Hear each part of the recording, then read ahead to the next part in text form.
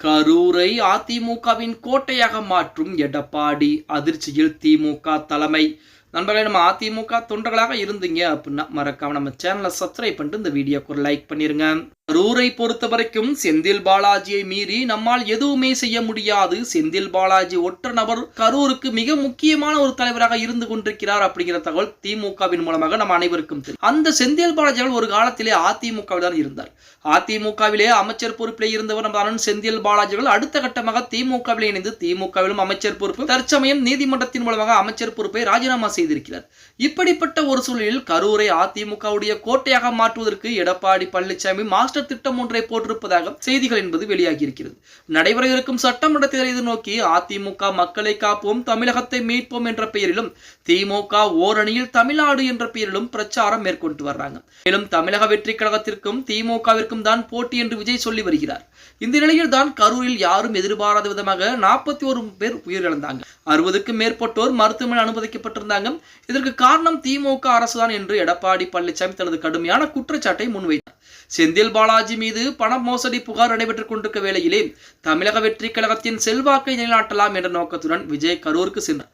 ஆனால் அது அவருக்கே எதிர்மனையாக திரும்பி விட்டது அப்படின்னே கூட சொல்லலாம். தற்போது புதிய திருப்பமாக கரூர் முன்னாள் அமைச்சராக இருந்த செந்தில் பாலாஜி மீண்டும் அமைச்சராக வேண்டும் என்றால் நீதிமன்றத்தின் அனுமதி வேண்டும் என்று சென்னை உயர்நீதிமன்றம் தீர்ப்பளித்தது.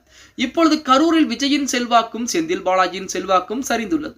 இந்த நிலையை பயன்படுத்தி கொண்ட எடப்பாடி பழனிசாமி கரூரிலே அதிமுகவை நிலைநாட்டி செந்தில் பாலாஜியின் கோட்டை என்று அறியப்படும் அந்த பெயரை அதிமுகவுடைய கோட்டையாக மாற்றும் முயற்சி செய்து வருவதாக தகவல் என்பது வெளியாகி அதிமுக வட்டாரத்தின் மூலமாகவே தகவல் என்பது வெளியாகி கொண்டிருக்கிறது அப்படின்னே கூட சொல்லலாம். இந்த தேர்தலில் வெற்றி பெற வேண்டும் என்ற நோக்கிலே செயல்பட்டு கொண்டிருக்கூடிய எடப்பாடி பழனிசாமி இந்த திட்டம் பலிக்குமா என்பதையும் கரூர் மக்கள் அதிமுக ஆதரிப்பார்களா இல்லை எதிர்ப்பார்களா என்பதை பொறுத்துதான் பார்க்க வேண்டும் அப்படிங்கிற மாதிரி செய்திகள்லாம் தற்சமயம் வெளியாகி இருக்கிறது. அதாவது அதிமுகவை பொறுத்த வரைக்கும் எம்.ஆர். பன்னீர்செல்வம் இருக்கிறார்.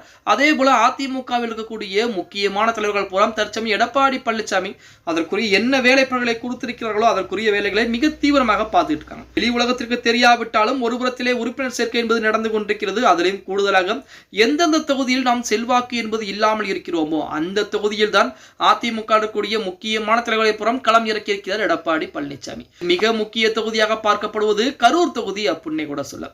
கரூர் தொகுதியை பொறுத்த வரைக்கும் நமது அண்ணன் செந்தில் பாலாஜியை மீறி எதுவும் செய்ய முடியாது. அப்படிப்பட்ட செந்தில் பாலாஜியுடைய செல்வாக்குகள் தற்சமயம் கரூர் மக்கள் மத்தியிலே குறைய ஆரம்பித்து விட்டது. அந்த இடத்தை நிரப்புவதற்கு நாம் எடப்பாடி பழனிசாமி மிகப்பெரிய ஒரு திட்டத்தை போட்டு அதன் மூலமாக நமது எடப்பாடி பழனிசாமியின் மூலமாக அந்த திட்டம் என்பது மிக விரைவாகவே நிறைவேற்றப்பட இருக்கிறது அப்படிங்கிற செய்திகள் வெளியாகி கொண்டிருக்கிறது. இந்த புறம் கரூர் மக்கள் ஏற்றுக்கொள்வார்களா அல்லது மறுபடியும் செந்தில் பாலாஜியுடைய கோட்டையாகத்தான் கரூர் என்பது இருக்க போகிறதா அப்படிங்கிறத பொறுத்து தான் பார்க்க வேண்டும் அப்படின்னே சொல்லலாம். ஓகே கைஸ், வீடியோ பிடிச்சிருந்தா மறக்காம லைக் பண்ணிருங்க.